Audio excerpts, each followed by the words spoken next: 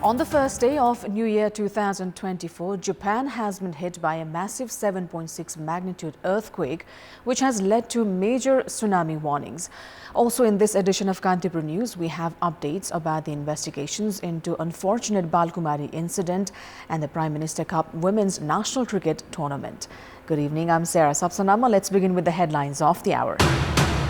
State Affairs Committee directs investigating the role of ministers in Bal Kumari Incident. Opposition calls for resignation of Home Minister. A probe committee formed.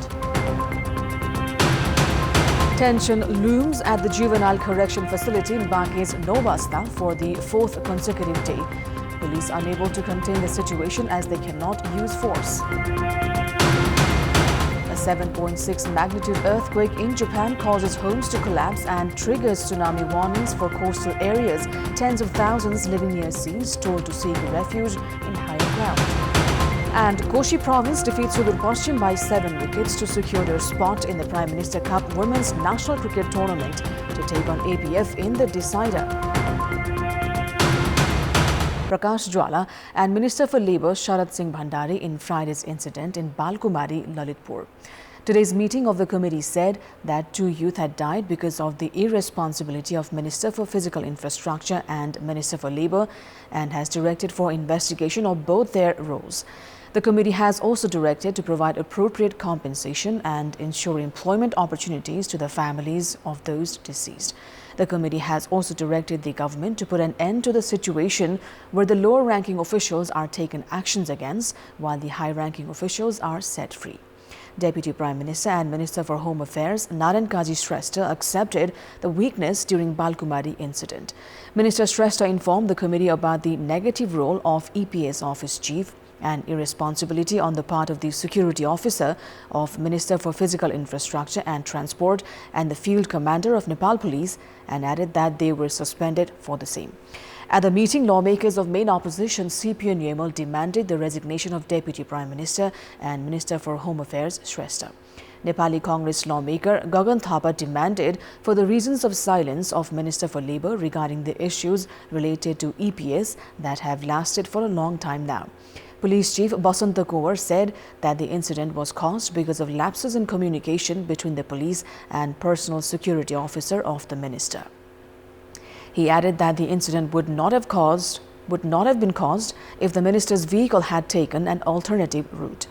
Lawmakers also demanded for actions against those involved and urged the government to implement required procedures to avoid similar incidents in the future.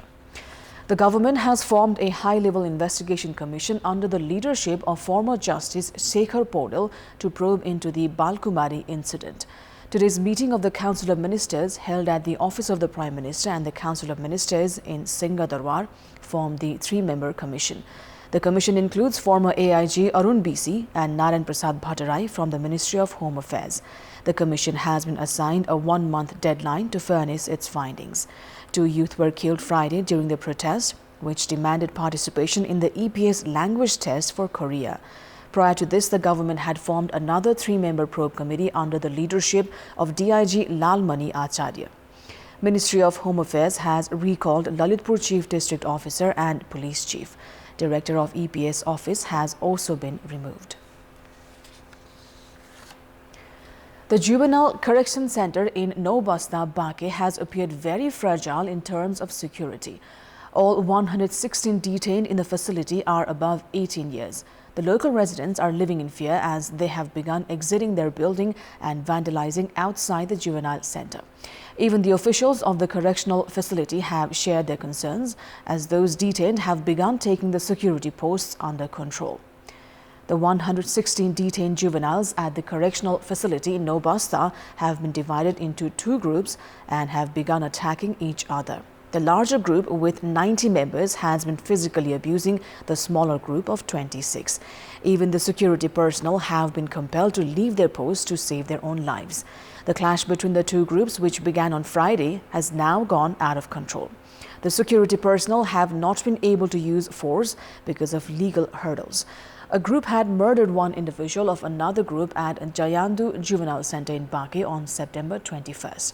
as the group, with its member now dead, seeking revenge. The situation has grown violent and scary.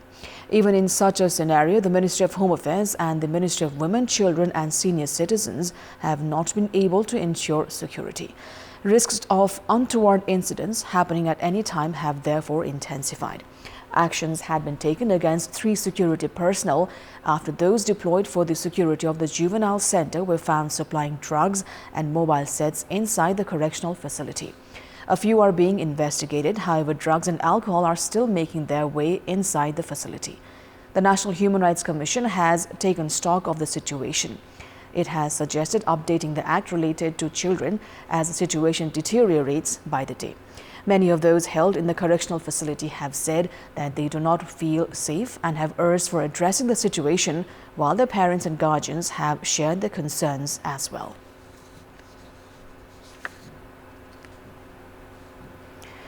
Situation had grown intense in juvenile correctional facilities in the past as well. Clashes had previously erupted in the juvenile correctional facilities of Bhaktapur, Birganj and Nepalganj. However, the state has yet to take any strong initiative to address the issue. As per the legal provisions, only those under the age of 18 are to be kept at juvenile centers. However, with those above 18 also being kept in these facilities, children's rights have been violated, while criminal activities are also increasing. Acts related to children has provisioned sending those under the age of 18 found guilty of crime to juvenile correction centers. Such centers are instituted for the development of children by providing psychological counseling, skills and education for their reintegration to the society. However, psychologists have said that with those above 18 also being kept at the juvenile centers, the criminal aspects have been increasing. A total of 8 juvenile centers are in operation across the country with the capacity of 575 juveniles. However, more than 1,100 are being held in these centers. As the facilities are exceeding capacity, those held have not undergone any development. Act related to children states that those held at the juvenile centers who cross 18 years must be transferred to a separate facility. However, there is no legal clarity regarding where to hold them. Legal experts have said that the complication can be resolved by amending the regulations related to children.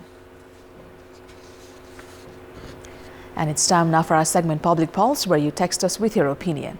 Public Pulse. But before today's question, let's take a look at the results from yesterday's poll. Yesterday, we asked you what is the reason behind the delay in investigating complaints filed against judges. 92% voted for option A, intention to save them, 7% for B, snail-paced work process, and 1% for C, it takes time. And here's today's question. Why are problems resurfacing at the juvenile correctional facilities? Your options are A, lack of legal clarity, B, absence of coordination, and C, managerial flaws. The voting is on. Type NEWS, select your option A, B or C and send it to 34001 to share your opinion with us. We'll take a short break here. More news coming up. Prime Minister Pushpa Kamal Dahal has said that the incident leading to the death of 2 at Bal Kumari Lalitpur was not normal. At a program organized by Nepali Congress to mark the 48th National Unity and Reconciliation Day, Premier Dahal said that the Bal Kumari incident was not normal and termed it designed against democracy. Accepting the government failure in meeting expectations, Premier Dahal also warned of terminating the ministers with poor performance. Addressing the program, Nepali Congress President Sher Bahadur Dewa said that progressive democracy was the only alternative to democracy. He also went on to claim that monarchy would never return in Nepal.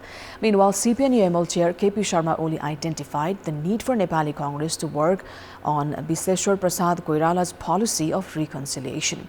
He also criticized the coalition and Nepali Congress of having many similarities.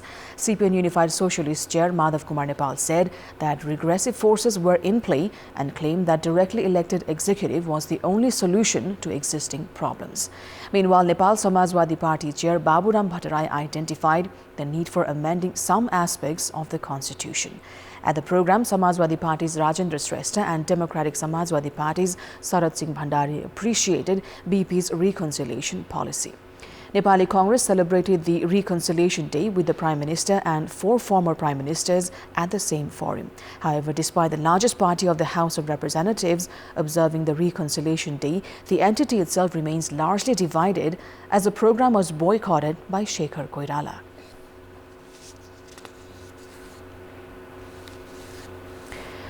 Majority government websites were out of operation today following a cyber attack on the data center. The National Information Technology Center has said data center had faced complications in operation since yesterday due to cyber attack. As a result, majority government websites could not be accessed today. Those that could be accessed did not function fully. Service seekers looking to make payments through government websites could not do so. Despite the government's announcements of providing online services to the public, Government Data Center has been facing such problems time and again. The government had announced of scrapping the center from the ongoing fiscal year and had said the center would be merged with the Department of Information Technology some 6 months ago. However, it has yet to implement the decision. The National Information Technology Center has said the failure to update the softwares and renew license had worsened the existing problems. The center says the government's decision to cut down on budget allocated to the center had left them unable to update the softwares. IT experts have been warning the government that the service could go down at any time. However, the latter is yet to pay heed. They have also criticized the government for deciding to scrap the center without adequate preparations.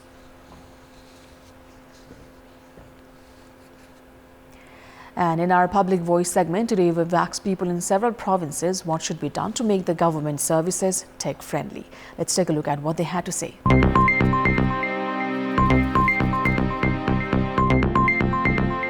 प्रविधिसँग खेल्न सक्ने क्षमता भएको कर्मचारी हुन पर्यो। सरकारले budget व्यवस्थापन र load shedding रहित गरिदिनु पर्यो। कर्मचारी सबैलाई पनि प्राविधिक सम्बन्धी ज्ञानहरु दिनु पर्यो। प्रविधि सम्बन्धी चाहिँ तालिमहरु विभिन्न किसिमका तालिमहरु दिनु पर्यो।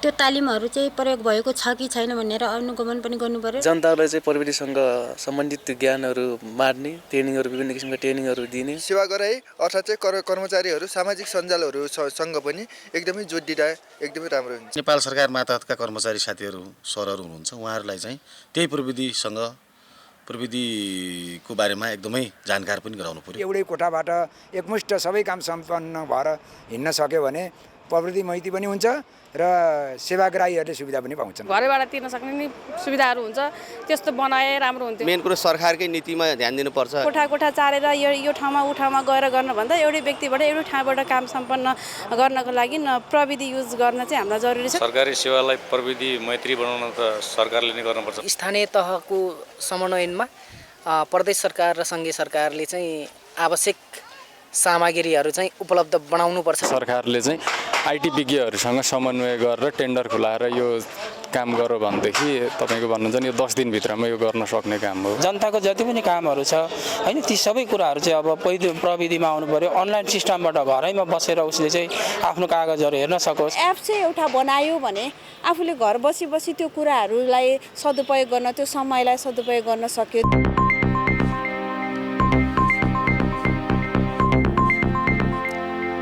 Senior journalist Gokul Prasad Pokhrel has passed away at the age of 87 today. He had been suffering from asthma.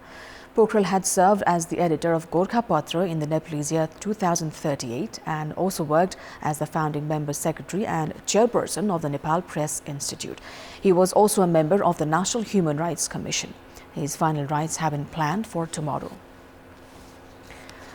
Now, at a time when the government has been claiming that the country's economy has been improving, the private sector has said the demand for goods has gone down and the environment for investment had not improved. The Confederation of Nepalese Industries released a study report today which states that the market demand for goods had gone down by 36.93% since 2 years. This comes in sharp contrast with the government claim that inflation was under control, loan interests were lower, and the economy's external indicators had improved. The Confederation says the demand for goods had gone down last year by 28.28% and by an additional 12.06% this year. Likewise, industrial transactions also shrank by 30.5% in the past 2 years. The demand for food items had risen by 2.5% in the first quarter of last year, which went down by 17.70% during the same quarter this year.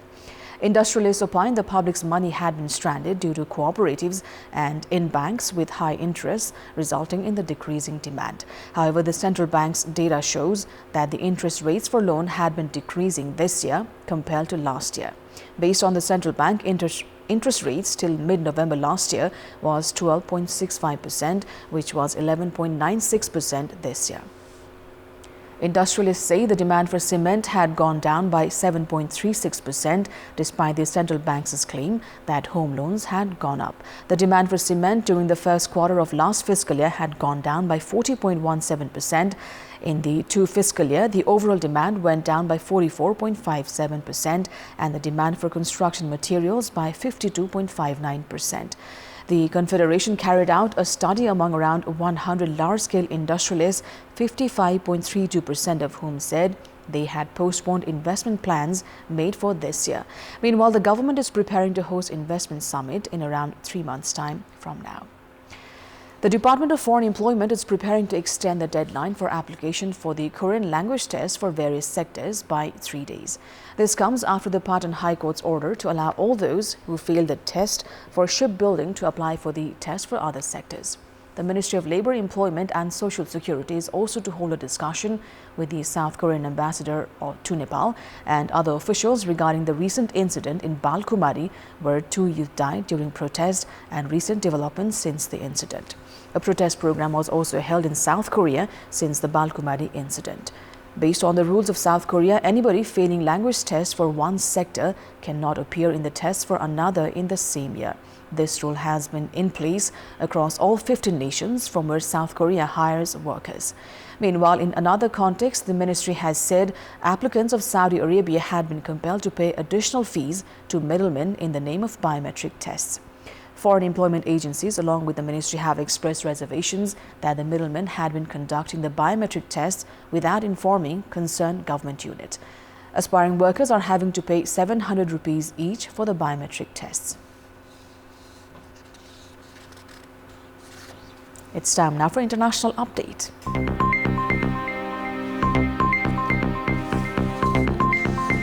A 7.6 magnitude earthquake in Japan has caused homes to collapse, ripped up roads, and triggered tsunami warnings for coastal areas. Tens of thousands of people living close to the Sea of Japan have been told to head for higher ground. About 60 smaller earthquakes have struck central Japan since about 4 p.m. local time, with more expected to follow. Tsunami waves, some more than a meter high, have reached the coast in Ishikawa Prefecture, but they are smaller than 16 feet waves that the authorities had warned of. A major tsunami alert, the first in Japan since the 2011 earthquake issued for the Noto area, has now been downgraded. Authorities have also issued tsunami warnings for neighboring Niigata and Toyama prefectures, warning that waves there could reach 10 feet. No irregularities have been reported from nuclear power plants along the Sea of Japan, the country's nuclear regulation authority has said. Looking at pictures coming from Toyama in Ishikawa Prefecture, it is clear this was a very severe and destructive quake. The shaking was extreme and lasted well over a minute. Meanwhile, experts have said that the major hazard of this tsunami has now been reduced. However, Japan's meteorological agency has warned of possible serious earthquakes over the next week, especially over the next 2 to 3 days. It's time now for another short break. We'll be right back. Welcome back. It's time now for Sports Update. Sports News. Koshi Province have secured their spot in the final of Prime Minister Cup Women's National Cricket Tournament. In the second qualifier played at the Tribhuvan University Cricket Grounds in Kantipur today, Koshi thrashed Sudur Paschim Province by 9 wickets to earn their spot in the final. After being put to bat, Sudur Paschim were restricted to 88 runs for the loss of 7 wickets in their 20 overs. Bindu Rawal and Ruby Podar added 26 runs for the opening stand. Bindu scored 17 while Samjana Khadka added 25 and none of the other batters made notable contributions. Sangeeta Rai was the pick of Koshi bowlers with 2 wickets while giving away only 13 runs in 4 overs, while Sabnam Rai, Nisha Shah and Alisha Khadia also shared wickets. In reply, Koshi chased the target of 89 runs by losing a single wicket. Kajal Shrestha remained unbeaten at 38 runs, while opener Rubina Chetri scored 37. With the win, Koshi have booked a spot in the tournament final against Armed Police Force.